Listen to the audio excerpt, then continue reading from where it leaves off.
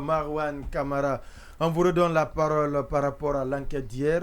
On n'était pas arrivé à terme. C'est bien entre la DCPAF et le département de tutelle. Bien avant, M. Condé, si vous permettez, parce que comme l'a rappelé tout à l'heure Monument, l'urgence du moment, il faut juste passer cette information sur le cas de l'honorable Amadou Damaro Camara, qui a été encore admis dans la matinée de ce jeudi aux urgences de cardiologie de l'hôpital Ignace Dine. Donc, il semble que l'ancien président de l'Assemblée nationale, il semble que son état est très critique. Au-delà de lui, il y a une source médicale qui m'informe et qui a été aussi confirmée par un des proches de Papa Koli Kourma, qui a été transporté dans la soirée de mardi passé. Il a été transféré de Zéro-Corée pour Conakry. Il est aussi dans un état critique. Donc, après ce qu'on m'a dit, ce qu'on m'a raconté, il est venu, il a été transféré aux urgences de l'hôpital sino-guinéen avant d'être admis dans une clinique privée dans les urgences de la diabétologie. Donc, c'est le moment pour nous de plaider et de demander la clémence du colonel Mamadi parce que, comme l'a dit Napoléon, aujourd'hui, l'État c'est lui, la justice c'est lui, la force c'est lui. Tout oui, Bébé Bangoura l'avait dit autant de Moussa Dadis Camara. On le dit, non, je reprends juste ce qu'avait dit Napoléon à son époque. Et aujourd'hui, on est dans la même configuration. Donc, on demande au colonel Mamadi, Dieu lui a tout donné, c'est la force du moment, c'est le chemin de la vérité, c'est le chemin de la puissance, qu'il ait au moins pitié de ces gens pour ne pas qu'ils suivent le même destin tragique et malheureux que Luceni Camara. Donc, monsieur le colonel, Dieu vous a tout donné, acceptez. Vous avez vu ce qui s'est passé et nous, on vous demande pardon de permettre à ces deux anciennes personnalités de l'État de bien bénéficier des soins appropriés. Tout peut s'arrêter, tout peut finir. Aujourd'hui, c'est vous. Non, tout finit donc, par finir. Tout finira par finir. Exactement. Comme l'a dit quelqu'un. Donc, aujourd'hui, c'est vous. Et demain, le soleil va se coucher. Forcément. Mais on espère que, bien avant ça, que vous puissiez laisser des traces qui seront quand même marquées dans les esprits qui sera inscrit dans du marbre de l'histoire. Donc, on plaide pour ces gens-là. Donc, que cela soit dit. On va passer à l'enquête, comme on l'a rappelé, pour clore, et puisque c'est une enquête à deux volets, comme on l'a rappelé hier, il y a cet aspect technique que j'ai développé en partie. Amara, ce qui concerne Amara. Oui, il y a la question de Amara, mais j'ai été interpellé après par d'autres de la présence. Donc, mieux vaut qu'on ne fixe pas le débat sur des individus. Donc, non. Et on me dit de ne pas parler de Giba et de Amara. Donc, j'accepte. On m'a appelé. Non, je comprends. Donc l'enquête ne concerne pas les gens. Là, il faut que je me focalise. Sois en clair, vous cédez à l'intimidation? Non, pas de l'intimidation. On m'a demandé au nom de... vous cédez à la collaboration? Non, c'est pas une corruption. Je l'ai dit à l'antenne. Non, il n'y a pas eu de collaboration. Parce qu'on m'a interpellé, je dis je viendrai dire à l'antenne. Vous m'avez dit de ne pas parler, j'ai accepté le principe. Non, c'est un principe que j'ai accepté. J'ai accepté librement, puisqu'ils ne sont pas concernés. On fait des dégâts. Acceptez-le qu'on fait des dégâts. Donc, ce qui veut dire. On va le laisser. Ce que je vais dire. Pardon, certainement que mon grand frère Monument aura son temps d'antenne. Mais moi, voilà, donc je veux vraiment les épargner. On était à ce niveau. Voilà, on fait des dégâts. Les passeports de service, le colonel estimait que ça ne tournait pas bien et tout le monde sait que ça s'est géré quand même entre la présidence et la DCPAF. Et la DCPAF. Exactement. Donc, on était à ce niveau. Nos informations sont claires. S'il y a problème, le colonel a choisi quelqu'un qui est le ministre secrétaire général à la présidence de la République. En l'occurrence, le colonel Amara Camara. Et il y a le directeur non, il y a le monsieur au niveau du ministère de la Sécurité. Il y a le DCPAF.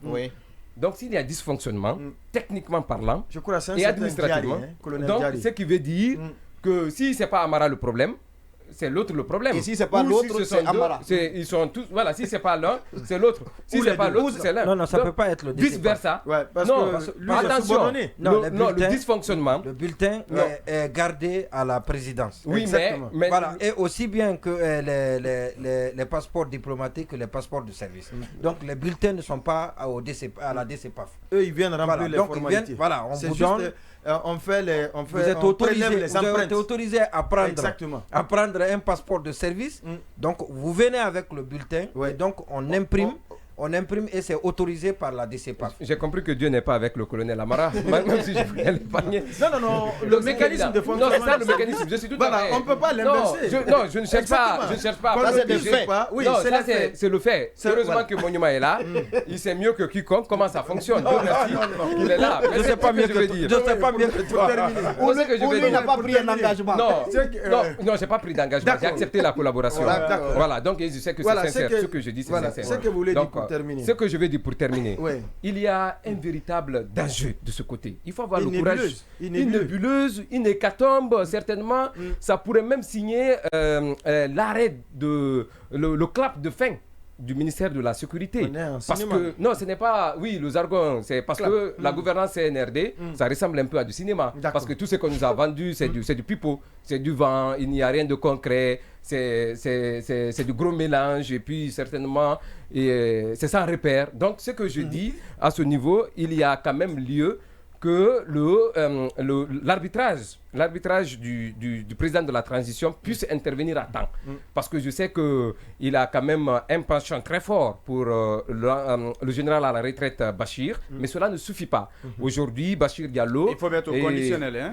Non, si, ça je confirme. Oui, ça je confirme. Et n'eût été l'accompagnement ou certainement l'amour du colonel Mamadi, Bachir aurait cité... Il a le pouvoir décrétal. Il maintient, il envoie qui il veut. Donc le maintien même le maintien de Bachir, il y a des lobbies qui le font fléchir. Oui, absolument. Ah, d'accord. Oui, ils sont là-bas. Je suis tout à fait d'accord. Hier, on a cité des noms. On a cité des noms, c'est une évidence. Donc, je pense que ce n'est pas fini. Parce qu'il y a un enjeu très important que Sanso va révéler dans ce dossier. Alors, on va lui donner très inquiétant même. Oui, on va lui donner la parole. Alors, Boubacar Sanso Bari, on me fait comprendre que cette enquête, vous l'avez menée à deux. Oui. Il y a le premier aspect qu'il a expliqué tout à l'heure, hier à aujourd'hui. On me fait comprendre qu'il y a un autre qui danger. Se meurt à la présidence. Voilà, qui guette encore là-bas. On ne comprend plus rien. L'ONI. Avec les Qu'est-ce qui se passe? Oui, et d'abord, selon ce que nous apprenons, en réalité, il a parlé de l'ONI, l'Office national d'identification. On va dire que c'est un service mort-né. Il est vrai que formellement, il a existé, il a été créé, mais il a dit d'abord hier qu'il a du mal à fonctionner parce que les attributions qui auraient dû lui être transférées restent encore entre les mains de la DCPAP. La DCPAP refuse de les laisser. Mais au-delà de ça, il y a le ministère de l'administration du territoire et de la décentralisation. Là où se trouve Mori Kondé. Oui, qui a créé ce qu'on appelle l'Office national de l'état civil de l'identification, ONECI. Mais quand vous prenez le décret de création de cette instance, vous vous rendez compte que toutes les attributions qui avaient été initialement confiées à l'ONI sont reprises par cet organe-là. Je vous en donne quelques attributions. Alors, il y a par exemple, je vous donne un pêle-mêle. Non, d'abord pour l'ONI, qu'on retrouve encore à l'ONI ici, c'est important.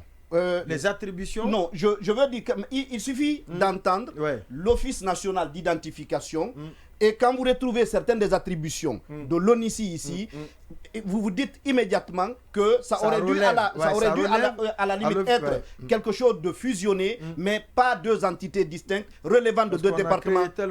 Relevant de deux départements différents. On en a créé beaucoup. Et on a Il faut qu'on fasse la prochaine fois un récapitulatif par rapport à toutes ces entités créées depuis l'avènement du CNRD au pouvoir. Au même moment, on dit qu'il y a beaucoup d'EPA. Il faut aller vers le groupage. Pour les EPA créés sous le CNRD, sont au nombre de 77. Déjà, oui. Alors qu'en partie, la Constitution, on avait dit qu'il fallait la changer parce qu'il fallait réduire l'éventail des institutions et tout ça. Ce qui donne un total de 200.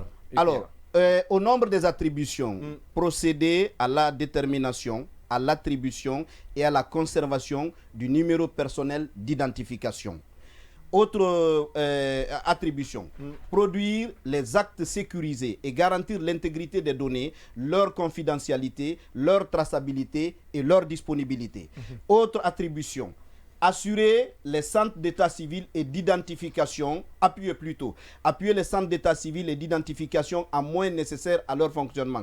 Et la dernière attribution que je cite en exemple, c'est assurer l'uniformisation des documents d'identification et des actes d'état civil. Alors, selon nos informations, en réalité, ce qui s'est passé, l'ONI est l'organe qui a été le premier créé. Mais Mori Kondé, on sait qu'il est dans le dispositif CNRD. Les choses se passent aussi en fonction du relationnel, en fonction de la proximité que l'on a avec le président de la transition. Mori Kondé, on l'a tous vu pratiquement aux premières heures du coup d'État. C'était pratiquement le seul civil au sein de... dans l'attelage du CNRD. Parmi les militaires. Du coup, il a certainement usé de cette proximité pour faire en sorte que cette structure soit créée et que d'une certaine façon, on vide ces prérogatives-là qui étaient à la base dévolues au ministère de la Sécurité par certains de leurs services pour se les récupérer. Donc, avec toutes les autres prérogatives qui sont concentrées dans ses mains, Mori Kondé a encore... un peu, il n'est pas encore rassasié, il récupère encore vous savez, prérogatives ailleurs, c'est ce que vous voulez nous dire. Le pouvoir, quand il n'est pas arrêté, il a tendance à s'étendre. C'est pourquoi le pouvoir doit arrêter le pouvoir. C'est un gros monstre. Exactement. Et l'autre chose, maintenant, derrière tout ça, jusqu'ici, il y a une chose autour de laquelle nous sommes d'accord, c'est que, par exemple, les cartes d'identité nationales sont produites par le ministère de la Sécurité. Alors aujourd'hui, a priori, si on écoute ce document, ce n'est pas explicitement mentionné, mais il est possible que l'émission des cartes d'identité nationales, biométriques notamment, soit désormais du ressort de cette instance qui a été créée. Et là où il y a éventuellement l'enjeu politique, c'est que il est envisagé que dans le cadre des prochaines consultations électorales, que ce soit les cartes d'identité biométriques qui soient utilisées en lieu et place des cartes d'électeurs. Et on ne sait jamais, on est en période de transition, nous savons qu'il y a des couacs entre les autorités de la transition et certains acteurs politiques. En pareille circonstance, confier la gestion à un ministère aujourd'hui au sein du dispositif, on ne sait jamais ce à quoi ça peut servir. Ça peut rien servir. Oui, justement, pour appuyer, parce que c'est propre. Et parce que jusqu'à preuve du contraire, les liens n'ont pas été établis encore entre le ministère et de l'administration du territoire, un quelconque acteur qui serait un potentiel candidat pour la prochaine présidentielle. Et donc moi je pense que c'est ce qui a été fait ailleurs. Au Sénégal, on vote sur la base des cartes d'identité, que c'est très difficile d'ailleurs de falsifier. Le taux de fraude est amenuisé complètement. Et parce que nous avons tous souvenance ici, qu'on rechasse et on le rappelle tout le temps que des enfants ont été recensés et des enfants ont voté par endroit. Alors maintenant par rapport à ce... Oui, allez-y, par rapport... Voilà, parce qu'on va vite avancer là. Oui, maintenant par... Non, ça, vous n'avez plus la parole. Non, pour appuyer. Non, il y a quelque chose d'important. Je vous redonne la parole après. Je vous redonne la parole après. Allez-y, Monima Sissi. Alors, donc moi je pense qu'il n'y a aucun couac, il n'y a rien à... Si. Mais vous l'avez pas... vous le laissez évoluer. Je dis moi. Exactement, il pense. D'accord. C'est mon opinion à moi. Il pense, vous pouvez penser autrement. Et ça, je le sais, je n'ai aucun doute là-dessus. Donc, vous pensez autrement. Nous sommes nés pour passer autrement. Non, ça, je sais, je le sais. Je dis, il n'y a aucun doute là-dessus. Quand c'est fait par le ministère de l'administration du territoire et de la décentralisation sous la tutelle sous la férule de ça c'est bien de le rajouter. On me fait signe qu'il est déjà en ligne. Je vous interromps rapidement. Voilà, on revient avec vous tout à l'heure. On me fait signe que Paul Moussa Diawara est déjà en ligne. Mais puisqu'ils sont retournés autour de la table du dialogue, il me fait signe qu'il doit...